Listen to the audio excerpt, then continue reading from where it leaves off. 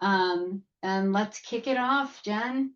Yeah, and honestly, like I think this is a great topic. It's kind of close to my heart. I've always secretly wanted to be a radio host. So I don't know, maybe I like hear myself talk, who you'll find out soon if you don't know that already. But podcasting is a pretty powerful tool. And so, it helps you build that authentic personal brand. I want to turn it over to Alex to kind of introduce himself. Yeah.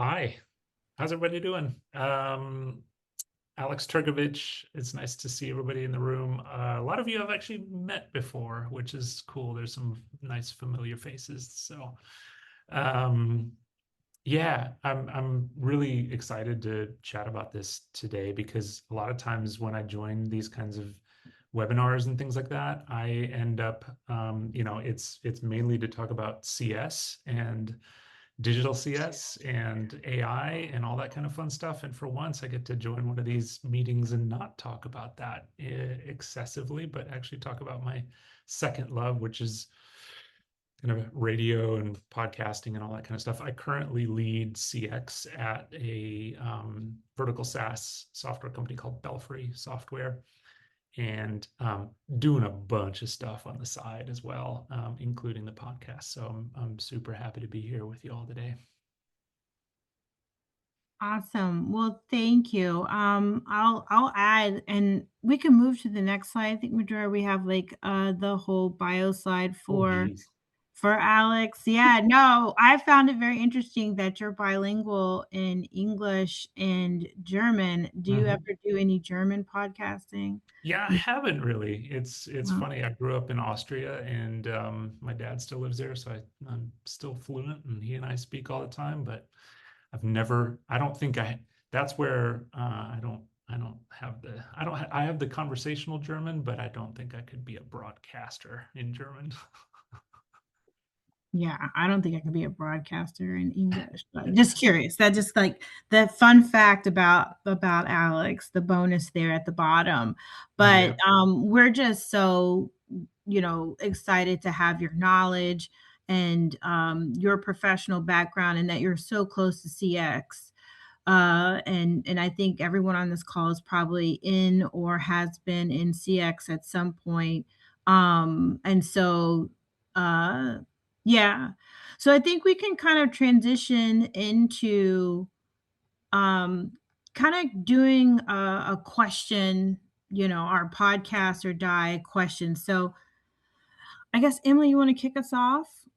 Sure. Did we want to continue having the slideshow up, or do we want to turn that off so folks can see each other?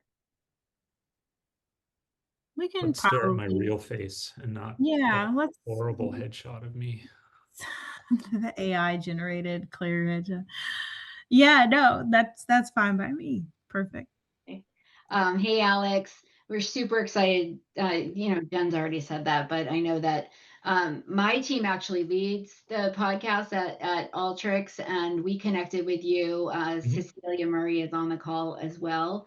Yep. And we were looking for tips and tricks about how to manage our podcast at Alteryx. So I appreciate Exactly. that. Yeah. But I would love to learn a little bit more about your origin story. What first pulled you into podcast? And at what moment did you feel like this could be like a serious career accelerant and not just a side project? Yeah. It's a good question. Well, it's interesting because I kind of grew up around radio. My mother was a GM at a public radio station in Missouri, and had a show, like classical music show and whatnot. And on the weekends in high school, I used to go in and like record promos, and I used to run like on air on the weekends, So it was kind of like it was like a throwaway high school job, but it was super fun, and didn't really think about it much until many, many years later, where I had just, this was, I don't know, maybe 5 years ago or so, I had just landed a digital customer success role, a leadership role. And that was about the time where we were all trying to figure out what the heck digital customer success meant. like, what is this thing? And so I just started talking with other leaders and setting up, meetings with folks that were doing the job as a way of just educating myself. And at some point, a couple months into that, it was like, it's a real shame I'm not recording any of this stuff. And it's a real shame that others can't benefit from that. And so that was kind of the genesis of the podcast, because there wasn't really any other single resource for digital CX specifically. There were like singular episodes of things here and there, and there's like a couple of articles here and there, but it wasn't like a really focused thing. And then really one night, one of my stupid side hobbies is I like to like go buy URLs that are available. I have like a ridiculous collection of URLs that I'll This is a probably first for me. I don't know. Wow. it's I didn't it's know that was a hobby. well, it's a dumb hobby because I spend like $50 a month on URLs that I'm never going to use, but maybe one of them at some point will be worth something. I don't know. It's But like comic book collecting, no? yeah. But on a whim, I went and looked for digital customer success, and .com was available, and I was like, okay, well, here's your sign, dude. If you're gonna, do something, go and do it. And so, I just started kind of real scrappy, approached all the the known influencers or whatever in CX, and started talking with them on a show. And now 105 episodes later, here we are. 105 episodes. Yeah. Amazing. Well, so we learned a lot there. You come from a background of knowing how to run a radio program, at least like analog beta. Like, I don't know how you're doing podcasting now, which is probably similar, but that's interesting that you had that background. So that's really cool. And then URL collections, this is a first for me. So I have more questions after this call about like maybe I'm missing out on an investment opportunity. I guess I want to know, like, from a CS professional's perspective, like, your thoughts about, if podcasting, how is it powerful? Like, how can it help you from an impact and being more visible? What are your thoughts there? I mean, it's interesting because there are no shortage of CS podcasts. Um, there are quite a few, and I would be a liar if I said that I listened to every single one of them. I Mhm. listened to quite a few of them, but there's just a lot of them out there. And I think that but I also don't think it's necessarily saturated, right? So if you're thinking about, uh, I could start a podcast or whatever, I think there's still opportunity to do that, because I think especially if you have something unique to offer and something to bring to the table, and your experiences and things like that, it's very useful. But also, because there are so many of these podcasts out there, it is a really great opportunity to just show your work. I think that's what a lot of us have been trying to do over the years on LinkedIn is come to the table with like, hey, I just did this cool thing, you could do it too. But we all know how horrible LinkedIn has become.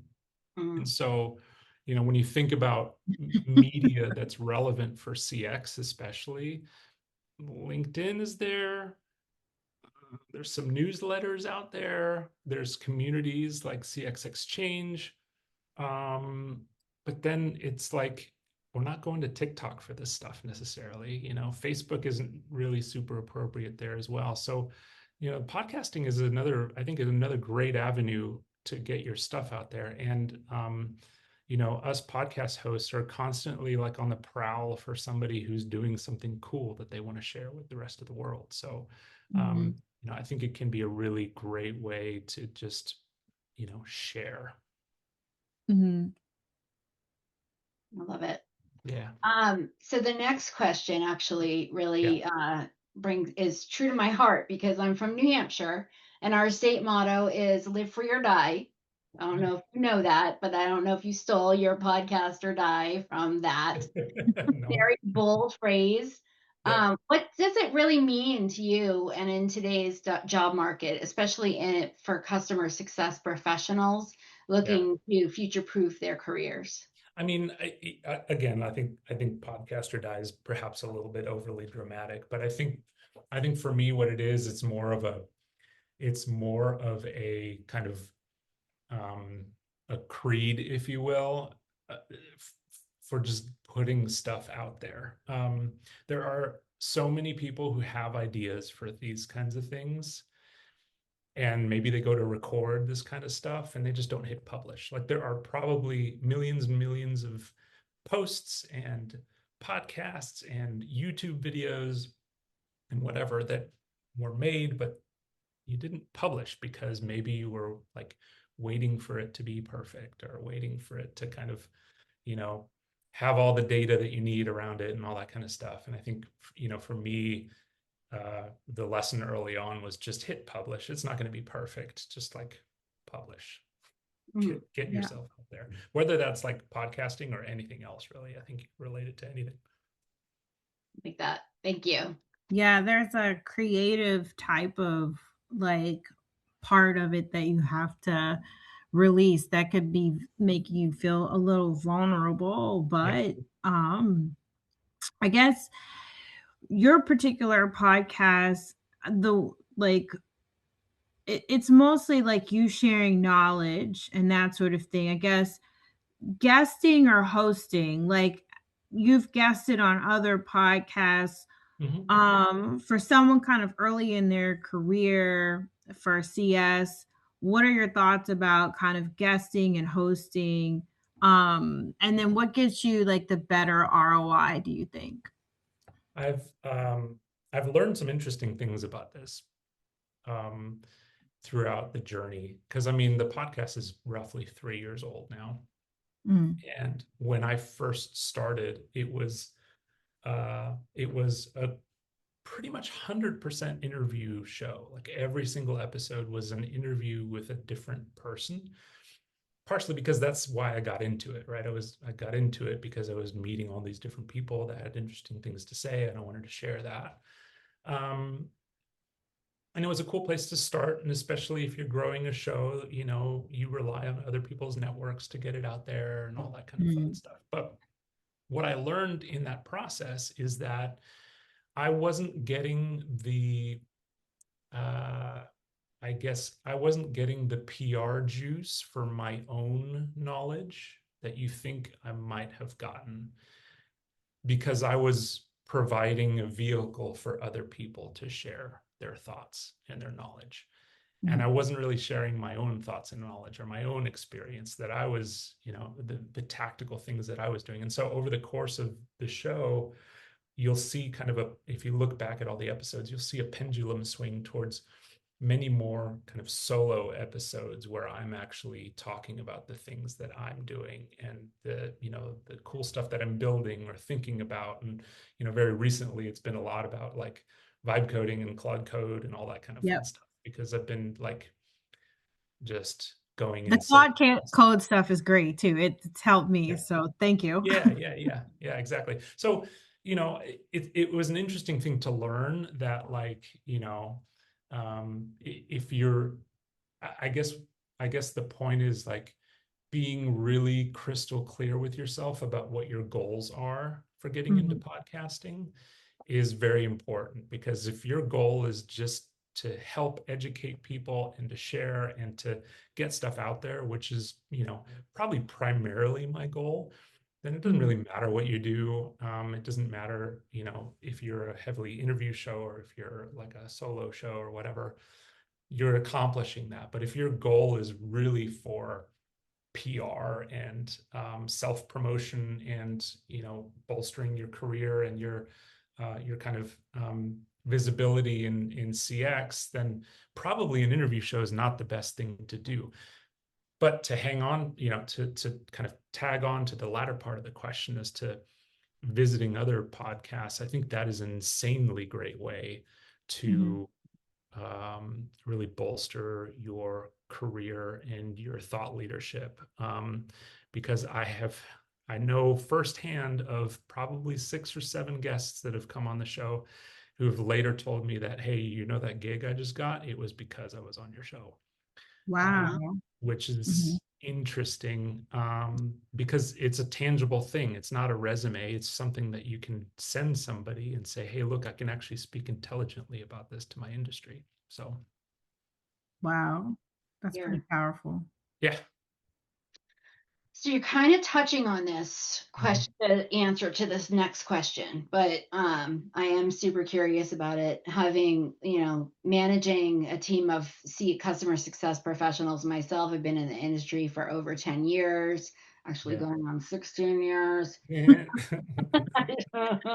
But this I'm on question 20, so I feel you. this question may feel like, who do you think you are, Alex? But Yeah. would love to learn a little bit more about how you deal with like imposter syndrome and the thinking that, I'm just not senior enough to start something like this or, a podcast or be a guest. How do you Mhm. overcome that? How do you feel like others could overcome that? I mean, anybody who tells you they don't suffer from imposter syndrome is probably lying to you. I know I sure do. Like it's, it's kind of a daily occurrence, but I've purposely put myself in that situation more than I would probably like because I get really excited about stuff and I share it maybe before I'm even ready to do it. But I always learn in the process, and that's been kind of my whole MO. But if you're not um, I guess putting yourself out there because you think maybe, oh, I don't quite know enough or whatnot. I guarantee you that anything that you're working on or any project that you've just gotten through or something that stretched your where you had to really stretch your muscles to get something done, I guarantee you somebody else is either struggling with the same thing, working through the same thing, and could probably learn from your experience. When you look at my past episodes, I started very strong with like the kind of CS influencers that are out there. Mhm. Mm. But those shows, if you go back and listen to them, they're good and all, but there's not, they're missing that tactical, tangible, like been there, done that kind of thing. It's all very high level, kind of Yeah. high, wishy-washy kind of Vague. mumbo jumbo, and everybody's kind of saying the same thing. No offense to anybody who was on the show earlier, but that's kind of what it is. And The 10 so influencers that came on today. yeah. So in the past year and a half, I really focused on getting people on the show that were doing things. Mm. The thing I always tell people who come on the podcast is like, if you take nothing else away from our prep call, it's that I want the listener to walk away with like 5 or 6 things written on their notebook that they're going to go try. And those tactical, tangible, implementable things are the things that I think are the most value. And so if you're working on stuff, write it up, send it to your favorite podcast host. And granted, I do get a lot of like podcast promoters hitting me up like, hey, this guest would be really great. I ignore all of them. But if I get like a genuine message from somebody who's like, hey, I just implemented this cool digital thing and so, can I come and talk about it? I'm like, yeah, let's go.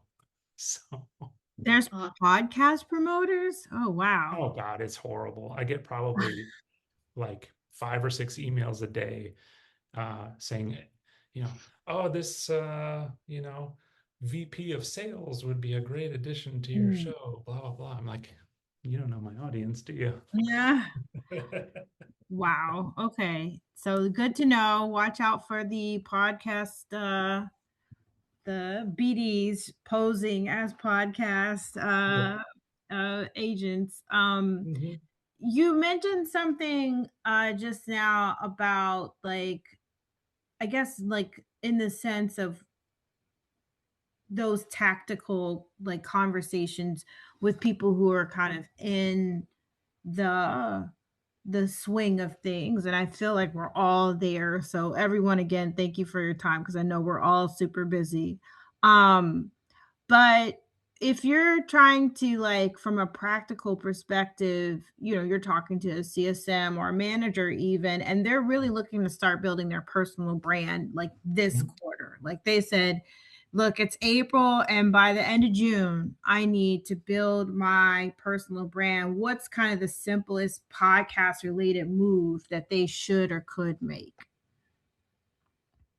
Um, I mean, I think that if you can kind of hone two or three things that you want to like hang your hat on Mhm. and like go to town, like if somebody were to strike up a conversation with you at a networking event or at a party or something like that, like what would be the two or three things that they would like walk away from saying, oh, that person knows a lot about that, Mhm. and start to kind of put together just like your ideas into somewhat of a brief or something like that. Because I find that once I really write down those topics and then my thoughts on that, that helps my content engine kind of go. And if I'm honest, that helps Claude know what kind of content I want to create. But um, the point I'm getting to is like, I don't think personal brand, I don't think is necessarily about logos and colors and that kind of stuff. Although it does help, it's about sharing genuine experiences, no matter where you're sharing those genuine experiences, whether it's LinkedIn. I think Substack is a sleeper. I don't think enough people in CX are doing Substacks and like blogging about stuff. From a Mhm. podcast perspective, again, if you have those two or three things that you're constantly talking about, do a road show, right? And talk about it on all kinds of different shows, because the more that people kind of hear you talk about those same things, you're repeating yourself. Don't get me wrong, but adult learning theory. Sorry, I'm getting a phone call. Adult learning theory is, it always talks about like repetition, and if Mhm. if people are hearing you talk about things maybe twice or three times on different shows or on LinkedIn posts or whatever it is, it does two things. One, it helps people learn that thing that you're talking about, but two, it helps you kind of be, the Claude person or Mhm. the Gamma person or the customer education in SaaS person. Like, but being crystal clear on what those topics are, I think is number one, because everything else flows after that. But content is the thing. Oh yeah. Great. So building on that a little bit, Yeah. and what I'm hearing is around the relationships that you're building. Yeah. How has podcasting opened doors for you? Jobs, speaking gigs, consulting, leadership opportunities, maybe not the podcast promoters, but something along the, different lines about your career. I mean, it's changed everything, because everyone who you have on the show becomes a friend. Mm. I have most of them in my cell phone. We don't even talk on LinkedIn anymore. It's like, it creates a community, and it's like, when Christy Faltrusa ran the New York Marathon, I sent her a bunch of congratulations texts and things like that. So we kind of, you kind of build these actual genuine relationships that come out of kind of a staged conversation, but then that continues after the fact. Um, you know, People started coming to me for advice on certain things. I have certainly landed, some consulting gigs off the back of the show, just because, like, people want to know more about digital and how to implement it, and it's kind of a natural way of building leads if you're into that sort of thing.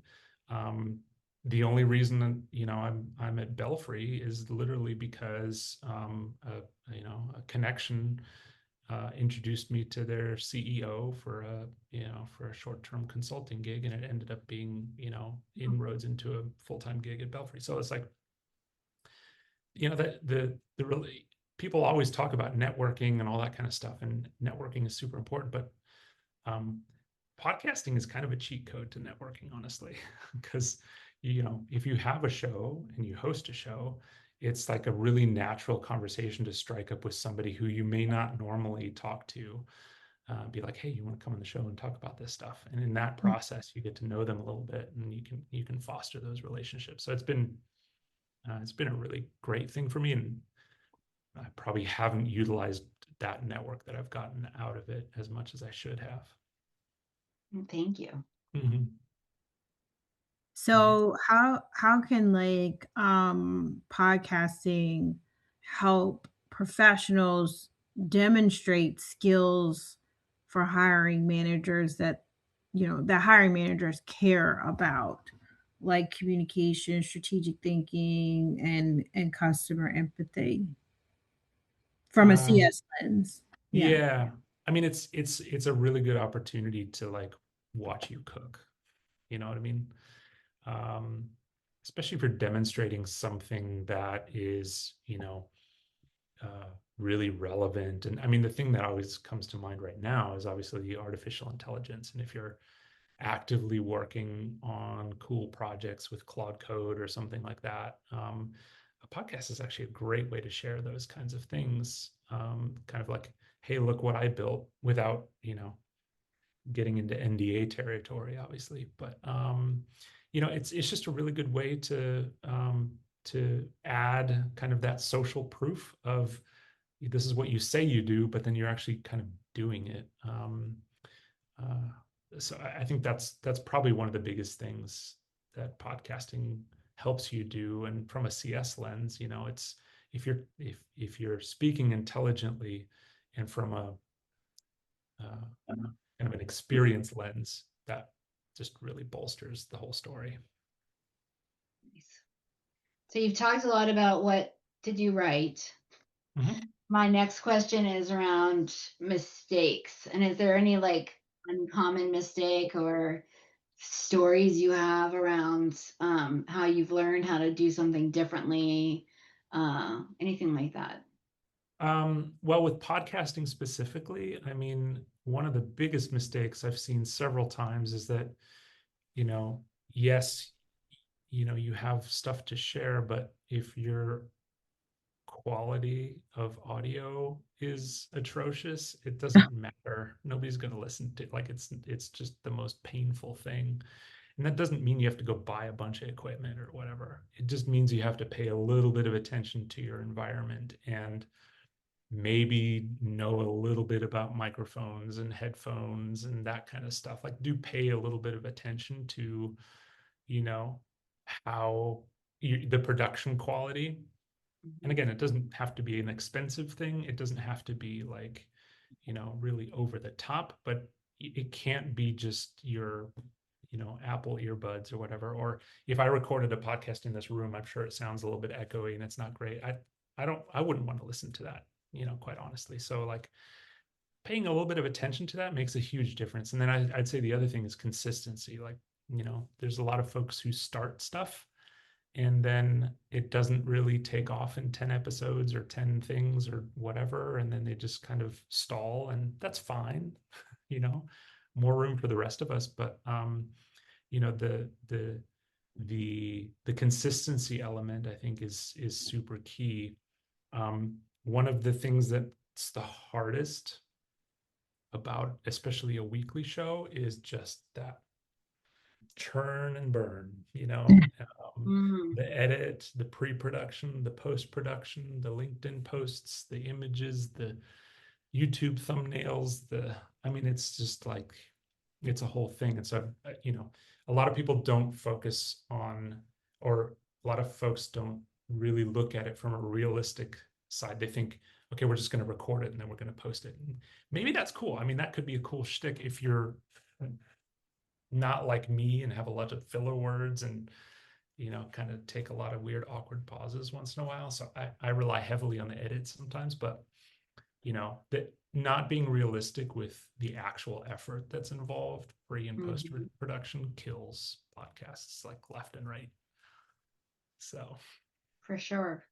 Do you yeah. do that all The other yourself? thing too that I'll mention is if you're doing an interview show, like if you're not researching your guests, Right.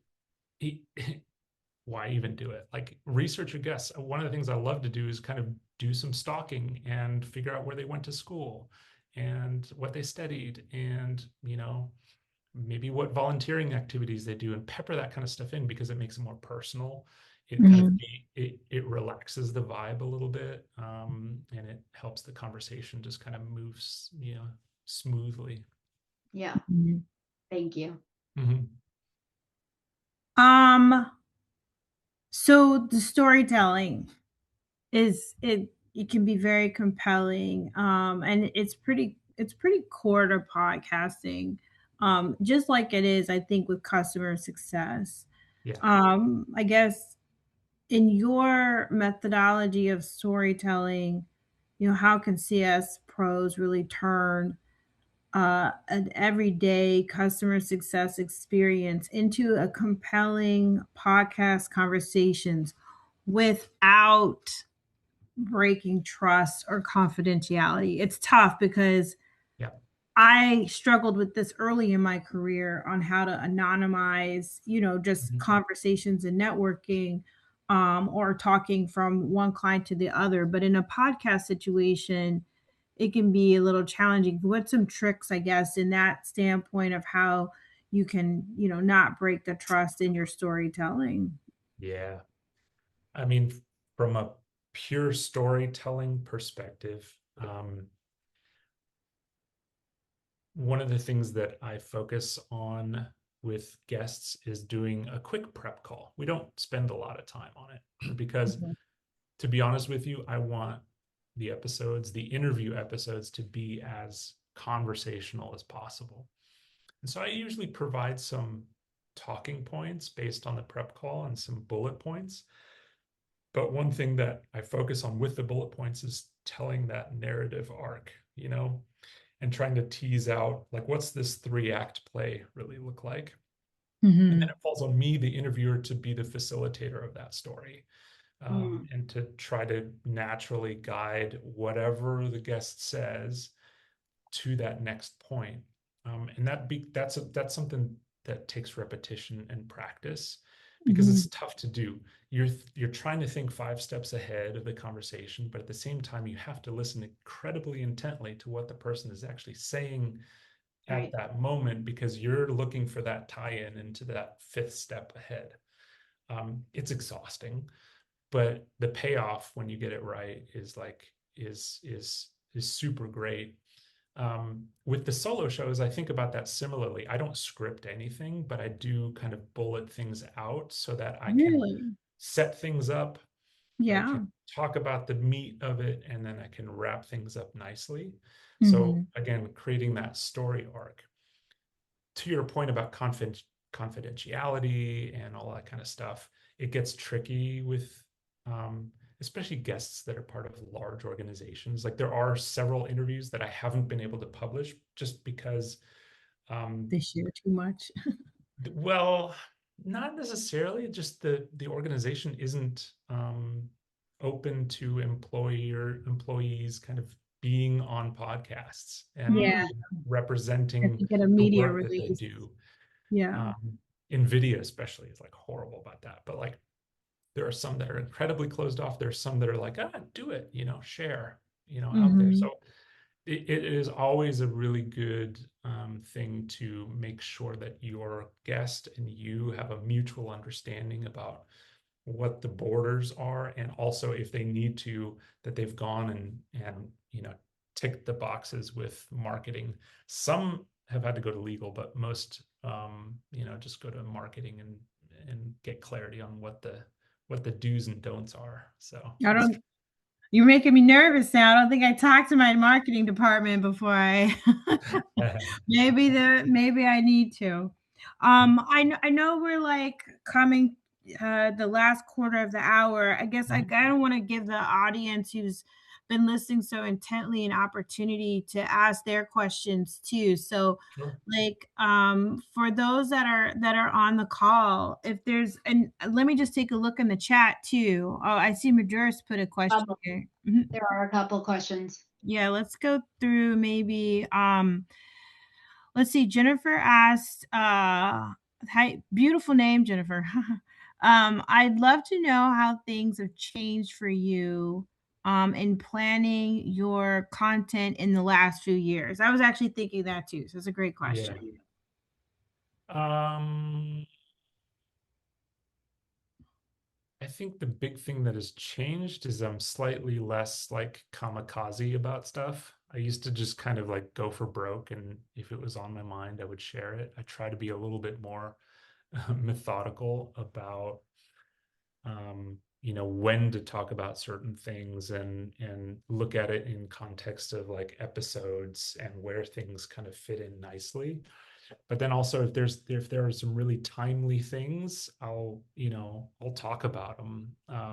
Like there was an episode I did a few weeks ago when Claude released scheduling capabilities in Cowork, and I just jumped and recorded it on the fly just because it was a very timely thing. And you know if you aren't hip to Claude Cowork scheduling, you need to be.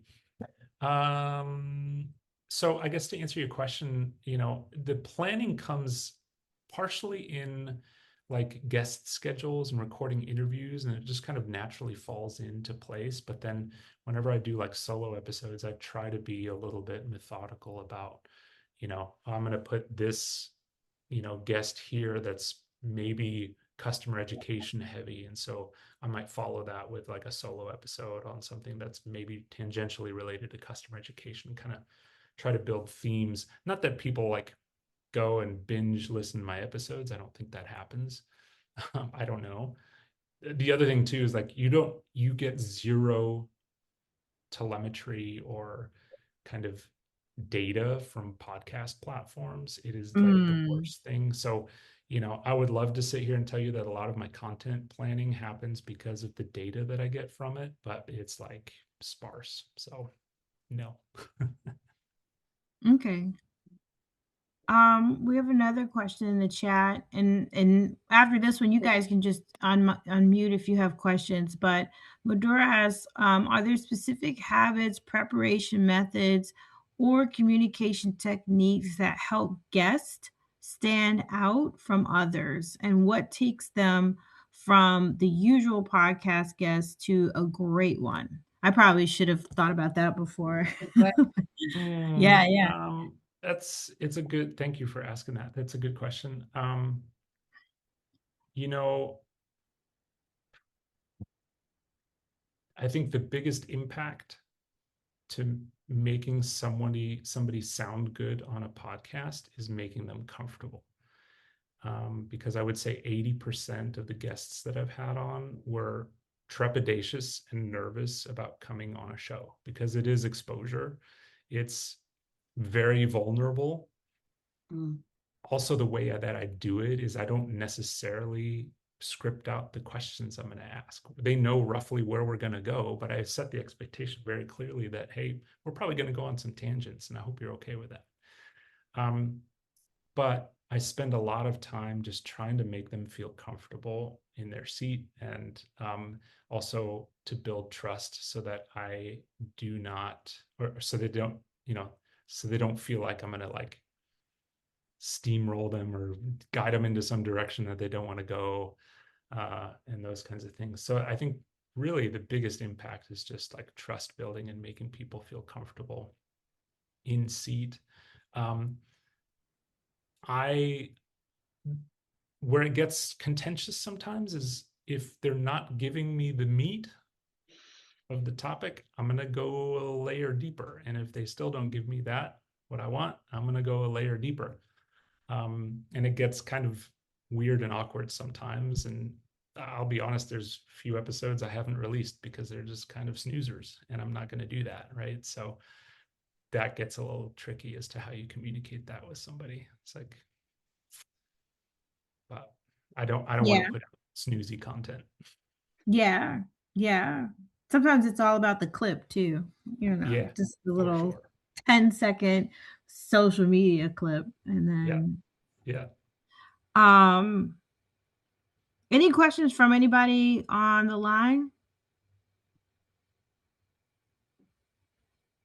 I was asking, as a follow-up, Alex, what do you listen to as far as podcasts that you learn from, you get inspiration from, and whether that's in CS and CX or elsewhere? To be honest, I don't listen to a ton of CS Mm. podcasts.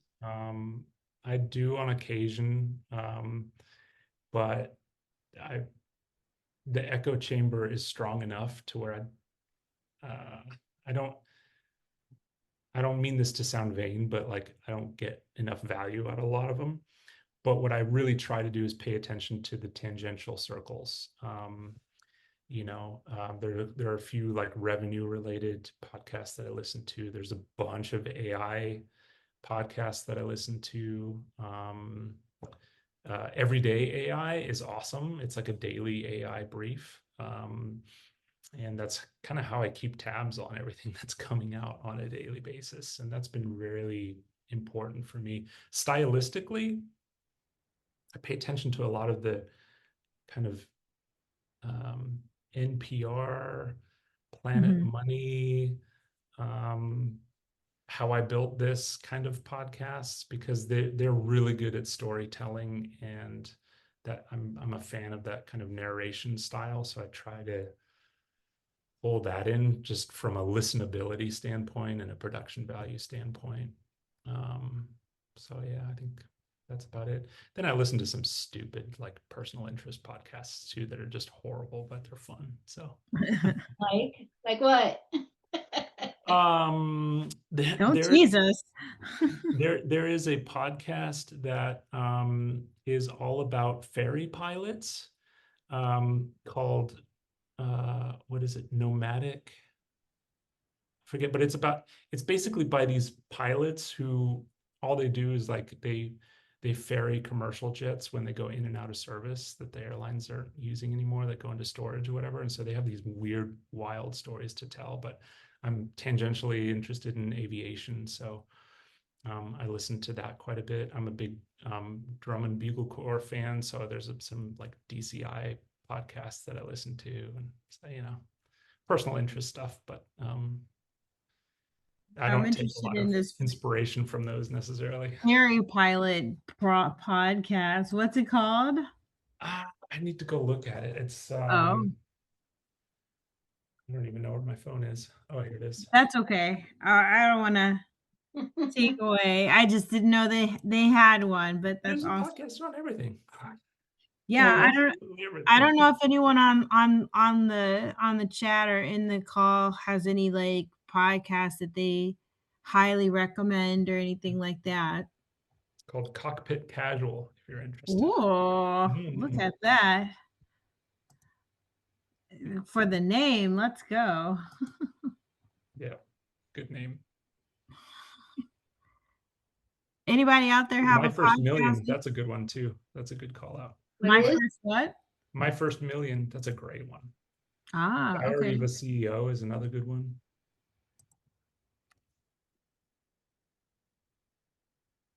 I haven't heard of that one, so that's a good. All right. Endless Thread is a good one. I love listening to that one. What is that about?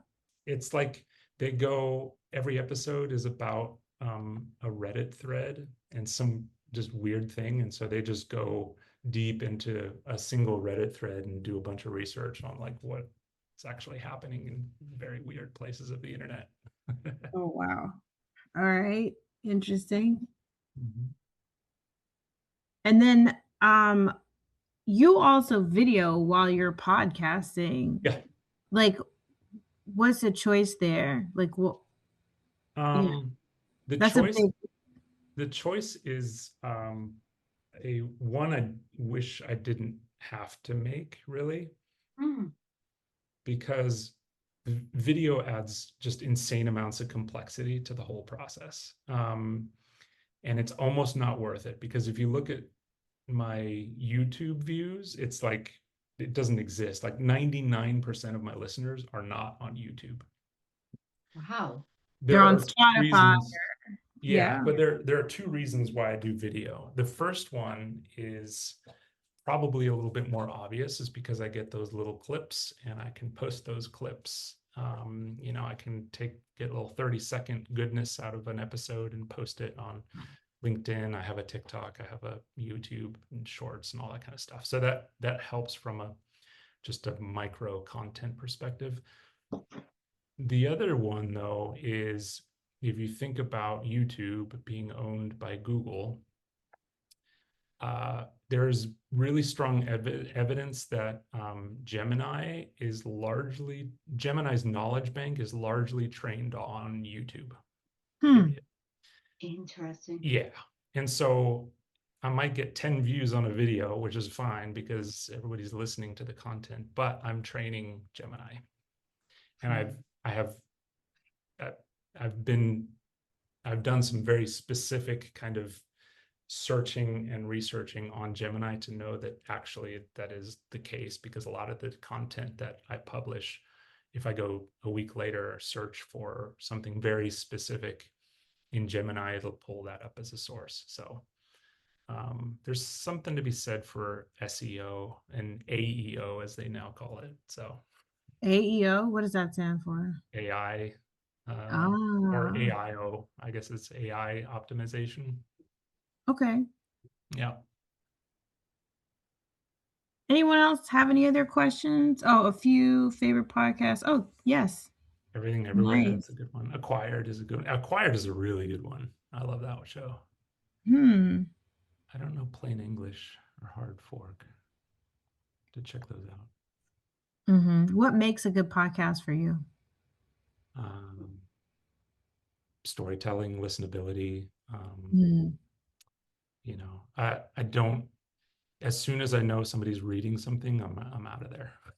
Like it has to be some natural kind of flowy language. Authentic voice and Yeah, conversational. exactly. One of my favorite podcasts is Talk About Talk. I don't know if anybody's heard of that, but it's about like how to communicate and how to communicate well. And there's always the three points that you're trying to make, and it's like bam, bam, bam. Cool. I love that. Well, and Emily, you said you had a podcast internally. Like, has that been successful for you, or? Well, it's interesting that you say that. So Cecilia Murray, who's on the call, she manages our podcast, but we just started using video this year. So we had a few things, but we have had about 200 episodes that were mainly talk, and conversational. And we just started video, and we're actually seeing a big increase in views. So listens, and so that's been exciting to see that difference. But I love your thought around. I took notes on my little post-it, grabbing shorts and using those to like just. I mean, we should start doing that more. Yeah. There's a really I'm great like, app. writing that down, Cecilia. Yeah, what's the app that you use to create your shorts? The app I use is called Opus Clip. Opus Clip. Okay. It's phenomenal because you basically load an episode and maybe 2 minutes later it spits out shorts that have your branding on it, that has it has all the closed captioning on it. It's actually edited in a way that makes sense. It's contextual. It has like some context about the conversation as a whole. It gives you a score as to like how relevant the video is. So it's a really, really cool tool, and it's super cheap. I think it's like $30 a month or something. Nice. Well, it's interesting that Alltricks, how we're using the podcast is owned by the digital customer success team. So it's that flywheel, right? It is. Yeah. It's great content. All right. No, this was amazing. I know we're wrapping up. Alex, leave us with I guess some wisdom here. Leave us with whatever you want to leave behind before we close out. Well, I mean, I guess if if you're here because you are wanting to start a podcast, go do it. Like, don't wait. Don't wait to get the fancy mic, and don't wait to, like, get all the bells and whistles. Just hit publish. Um, I don't think I don't think anybody listens to the first like 10 or 15 episodes that I put out there, right? So it's like, I think the whole goal is just consistency and publishing and just getting stuff out there, and making your voice heard, and then using your network and your LinkedIn to kind of amplify that. But similarly, if you're doing cool things in the industry that other people need to hear about, get on some other shows, and spend some time doing a roadshow on the things that you do professionally, because I guarantee you somebody's going to listen to it. Somebody's going to hit you up on LinkedIn. Somebody's going to, remember that you talked about XYZ when they're looking for that, either as a service or as a employee or as a whatever. So don't be shy. Awesome. Well, thank you again for your time. Thank you, everyone who came and joined us today. And hopefully, this information about podcasting was helpful. We will be putting this up on a YouTube here as soon as we get everything nice and edited. But just a lot of gratitude here, Alex. Lots of learnings. And thank you for sharing your thought leadership and podcasting with the CxXchange community and the LinkedIn Success Circle. Thanks, everybody who joined today. Thanks, folks.